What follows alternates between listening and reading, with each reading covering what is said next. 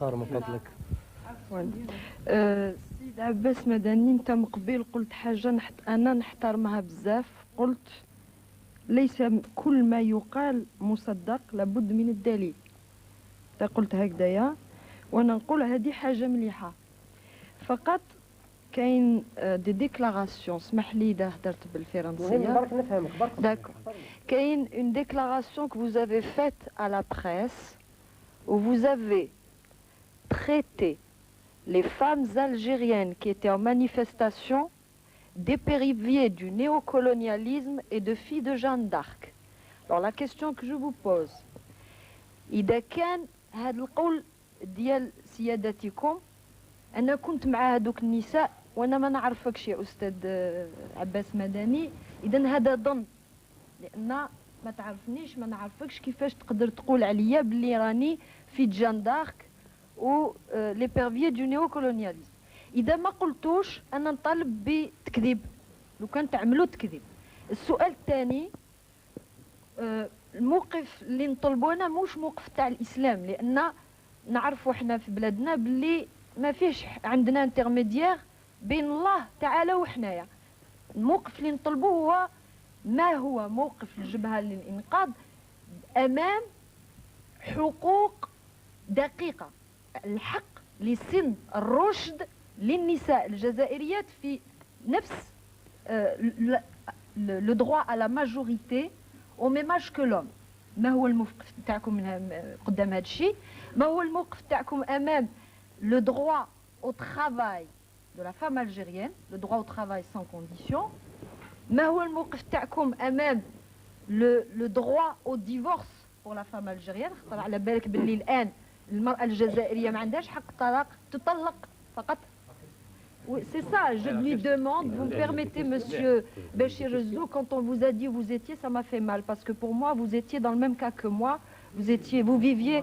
Oui, ce sont des questions, monsieur Rezou. Je lui demande quelle est la position du Front islamique du salut par rapport à des choses précises. Le droit à la majorité pour la femme, le droit au travail, le droit au divorce. Le droit, excusez-moi, quelle est la position du Front islamique du salut par rapport à la polygamie, l'abolition de la polygamie?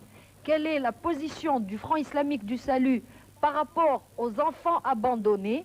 Et là, je fais une petite parenthèse, monsieur Abbas Madani, vous êtes un professeur à l'université, et vous savez, quand on parle des enfants abandonnés, il faut faire des études. Or, dans une autre déclaration à Jeune Afrique, vous avez dit... Elle est là, l'interview avec Soher Belhassan.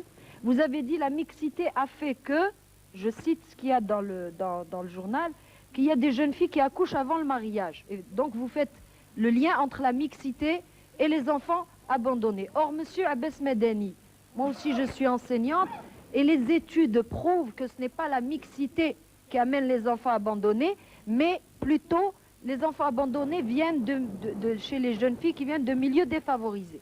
Donc la question que je vous pose, quelle est votre position par rapport aux droits que je vous ai cités et comment le Front islamique du salut, comme il dit dans son programme, il dit qu'il va donner des allocations aux mères qui sont à la maison. سؤال اللي نطرحوا عليك، منين رايحين تجيبوا الدراهم باش تمدوا نفقة الملايين تاع النساء اللي رايحين نديرهم في الدار، وتقولوا ثاني في البرنامج تاعكم باللي هاد لا لوكاسيون اللي رايحين تمدوها للنساء رايحه تكون اندكسي اون فونكسيون دو لا كومبيتونس تاع لا مير. كيفاش رايحين تحددوا لا كومبيتونس تاع لا مير؟ هذا اظن انه سؤال طويل جدا. لا، على اي حال نكته برك اختي الكريمه، بالنسبه الى المال وهو قضيه، هو الاشكاليه، نظن راكم موافقه على اللوكاسيون. لا إذا ما كنتش موافقة فلا توافقين. المهم شوفي، لو كان نحولوا جهاز نتاع الشرطة، أنواع الشرطة المختلفة وما تأخذه إلى منحة عائلية، عندما نتحول من مجتمع الصراع الذي يفرض عدة أنواع من الشرطة، فإننا أعتقد بهذه الميزانية سنكفي منحة الأمهات. سنبقى بدون شرطة. أما بالنسبة إلى الأسئلة الأخرى دعوني أجيبها على الأسئلة الأخرى. مراد الجانب الاقتصادي مراد. السؤال كان طويلا جدا، نعم. لهذا أرجو أن تكون إجابتكم صح. مختصرة على تفضل. أسئلة الأخت. أنا حاولت أن نعم. أولا سألتكم عن تعليقكم سن عن الرشد. التجمع النسوي، إيه. عن موقفكم من التجمع النسوي الأخير، نعم. ثم موقفكم من سن الرشد بين المرأة والرجل، العمل، طلاق، تعدد أعدلي بالواحد الزواجات. من فضلكم. بالنسبة إلى موضوع التجمع، الأول. لقد كان التجمع ينادي بإزالة قانون الأسرة، وأعلنتن بالأسباب، والأسباب التي ذكرت هي أسباب تتعلق بأمر الشرع الإسلامي. فإذا كانت تتعلق فإذا كانت تتعلق بأمور لا تتعارض مع الشرع الإسلامي فلكم. أما إذا كانت تتعلق بأحكام الشرع فلا أعتقد أن مسلمة تقول لا إله إلا الله محمد رسول الله ثم ترفض الشريعة الإسلامية التي بمقتضاها هي ملزمة بها عن اختيار،